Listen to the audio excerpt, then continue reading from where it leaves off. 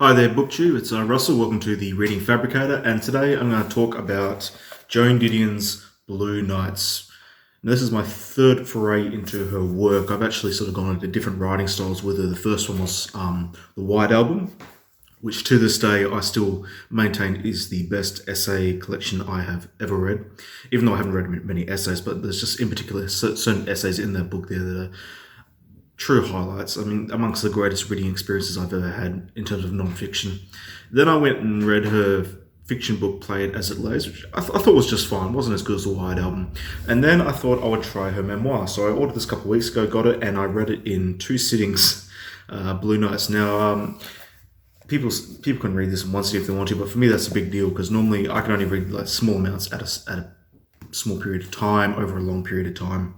It's very hard for me to sort of get into a rhythm of a book and then continue on that rhythm for a long period of time. But on Saturday night last week, I sat outside, had a cup of coffee, sun was setting, opened this book, and little did I know, I read 120 pages just sitting there.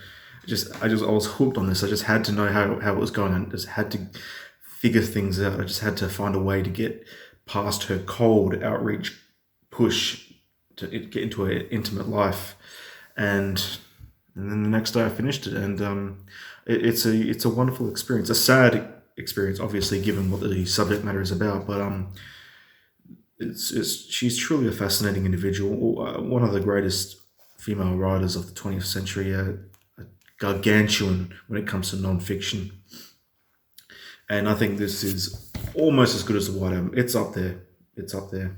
Wonderful, wonderful book. Published in, I think it was 2011, roughly thereabouts, which is quite a few years after her daughter's death, which is what this book is about. So I'm going to start by reading the opening passage to this book, Blue Nights. Okay? Opening passage. In certain latitudes there comes a span of time approaching and following the summer solstice, some weeks in all when the twilights turn long and blue. This period of the blue nights does not occur in subtropical California, where I lived for much of the time I'll be talking about here, and where the end of daylight is fast and lost in the blaze of the dropping sun. But it does occur in New York, where I live now. You notice at first as April ends and May begins, a change in the season, not exactly a warming, in fact not at all a warming, yet suddenly summer seems near, a possibility, even a promise. So the book is about her coming to terms with her daughter's death. Technically, it sort of takes place, I think, July 26, 2010, which would have been Quintana's wedding anniversary, 7th wedding anniversary. And on this date, Joan sort of has a flash of memories, just an absolute wave of memories coming back. So she sits down, and this is the whole book. The whole book is her sort of sitting down with all these memories, all these photographs, all these diary entries, what have you, and just coming to terms with everything that's happened, and in particular coming to terms with how she was as a mother, and whether she considered herself to be a decent mother to her daughter, Rue, or her adoptive daughter, Quintana Rue. So it's very, it's actually quite heavy stuff. It's quite emotional stuff. It's raw, but I also found it to be quite cold and distant. The way she writes, she doesn't write as though she wants you to be right next to her. She sort of has you at arm's reach, and you're sort of trying to fight to get into that threshold. But I guess that's just how she is in terms of her writing. So I found this to be a very hollow individual compared to what I'd read of hers previously. She just seems to be very cold. Yeah, cold is the best word to describe it. She's just no longer the same person that she once was, which I think is a given due to the fact that, her husband and her daughter died within such a short period of time between each other. And that would hurt anyone. I mean, the book that came out before this one, which was A Year of Magical Thinking, which I think is her most popular book. I think so many people have read that one. And it was even turned into a Broadway play with Vanessa Redgrave, of all people, narrating certain passages of it, which is in detail towards the latter half of this book here. It talks about how Vanessa would, I think it was on the last day of the play, she put some flowers down underneath the stage where it had sort of a memorial to John Gregory Dunn and Quintana Roo. So while she's coming to terms with this whole thing, she's sort of not only just reflecting on her life with this daughter, including how she came to get her, which I'll read in a minute, but she's also come to terms with just how frightened she's now become, how everything just scares her now that she's basically alone. She no longer has her family with her. She no longer feels protected. And what I found is that throughout this book here, she'll pretty much give off certain passages, like she'll read certain parts from diary entries or something that Quintana has written. And then later on in the book, she'll come back to them. She'll bring certain lines from that forward in the book and sort of come. It's a recurring theme. It keeps coming back to her. It's like she's obsessed with the whole thing. She keeps becoming obsessed with certain words, certain phrases, including something about the broken man. When Quintana was, I think, 5, she spoke to Joan, or wrote it down, I can't quite remember, about this person called the broken man who would be outside the driveway just watching her. But by the time she reached a certain age, she no longer was worried about it or cared about it. But it affected Joan quite deeply. She kept thinking about the broken man. Quite a menacing thing, actually. But yeah, something that stayed with her for many years. But in the present day, she's come to terms with just how she's gotten a lot older, how she's now more frail, how she has to go to physical therapy, and how the doctors keep telling her she needs to gain weight, even though she's been the same weight for X amount number of years. But she does go to the physical therapy because she just finds it quite fascinating, and she ends up going to therapy when a sports team is also there doing their thing. And she has a certain way where she'll turn anything, even certain sections of this memoir, almost feel like an essay of sorts. Just certain chapters feel like that type of topic, and you just feel that she's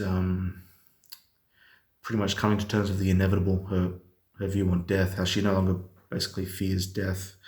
This is dark and heavy stuff, but right now I'm going to read to you basically where they talk about adopting her. It's on page, I think, 55, so it's about a quarter of the way through the book.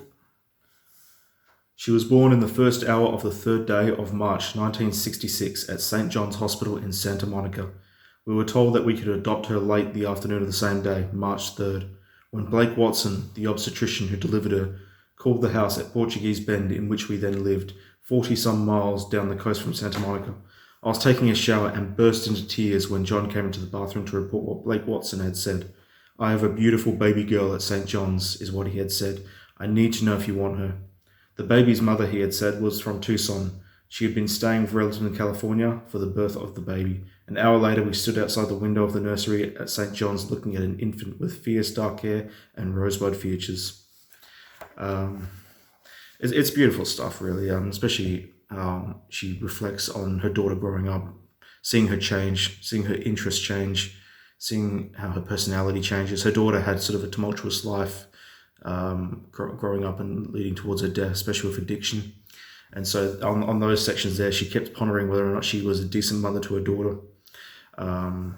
I think she's being a bit hard on herself, but all mothers have their problems like this. My question is, I felt this book to be cold and distant, but that's maybe because I haven't actually had this mourning, this grief, this feeling of raw-filled loss.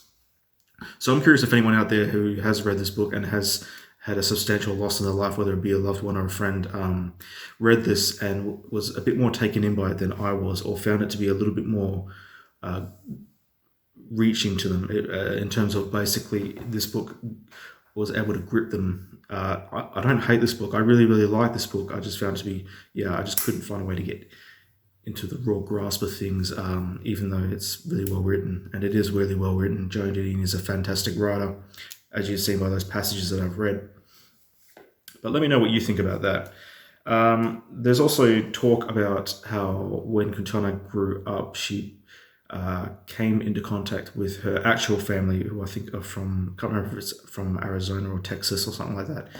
And she goes to meet them, and she calls up Joan and John, and she's in tears because she doesn't know how to feel about the whole sort of thing, but she's trying to, get both sides of the family. She wants to get along with everyone. Her real sister comes to New York to visit her and get along with her, and she goes to see her mum, and she only ever received a letter from her real dad once, but she never actually met him, and it's very complicated sort of dilemma.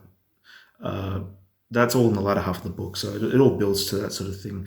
As a memoir, it's it's a little bit different, because it's scattershot, very intermissible. It's constantly, it's like watching vignettes basically. This book is a series of vignettes, just keeps on transitioning from one thing to the other, with basically the theme being obviously of the daughter and of the mother, Joan Didion's reflections on the whole thing, on motherhood and marriage and all that sort of thing.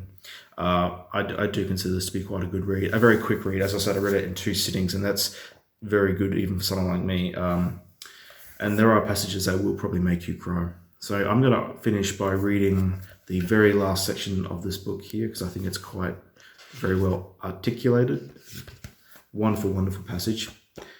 Okay. I know that I can no longer reach her. I know that should I try to reach her, should I take her hand as if she were again sitting next to me in the upstairs cabin on the evening Pan Am from Honolulu to LAX, should I lull her to sleep against my shoulder? Should I sing her the song about Daddy gone to get rabbit skin to wrap his baby bunny in? She will fade from my touch, vanish, pass into nothingness, the Keats line that frightened her.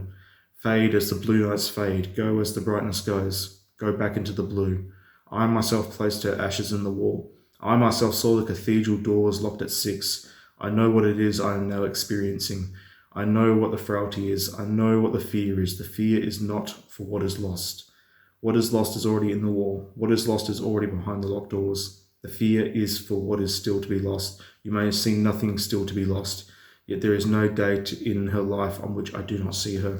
That's just beautiful. A beautiful ending to a beautiful book. Beautiful, blue, dark, cold, heavy, reflective book. Wonderful, wonderful stuff. I highly recommend Joan Didion. She has yet to let me down. I've read 3 of her books, and all 3 of them passed the mark for me. So I'm thinking I'm going to read either Slouching Towards Bethlehem or even one of her other novels, maybe Run River. Yeah, that could be a good one to go to. Other people also say South by West or South and West. I can't remember. That's one of her recent releases, based on a trip that she took many, many years ago. But to this day, she is still up there with some of the best women authors I've read in a very long time, and that includes a few of them that I've read recently, like Flannery O'Connor. Wonderful stuff. And I will say that the opening details Quintana's wedding, which took place in 2003. So she wasn't married very long before she unfortunately passed away, but the wedding is all about her memories. So they have to wear leis based on her trip to Honolulu, Hawaii, because she always loved the idea of it. So there's all these little mementos that are peppered throughout the wedding, which may seem tacky, but to Quintana, they're her idea of beautiful. And that's a wonderful thing. So you could tell that this is a daughter and certainly a mother that truly, truly cared about memories and about family. So if that is your sort of thing, then by all means give it a read. It is a quick read. You will get through it, and most likely you will cry reading it. But yeah, powerful stuff. Very powerful. Thank you very much for watching. And yeah, if you like what you see, like, subscribe. And I think right now I'm trying to get through Suttree. It's the Cormac McCarthy book. It's a long-winded thing, but every time I read 20 pages, I pick up another book of it, something else entirely, including Che Guevara, of all things, the Motorcycle Diaries. I'm actually halfway through that, so that'll be an interesting one. One thing I can say is that the guy can certainly write. Some of his diary entries are very well articulated, very well put. Needless to say, this is Russell, and yeah, thanks very much. See you.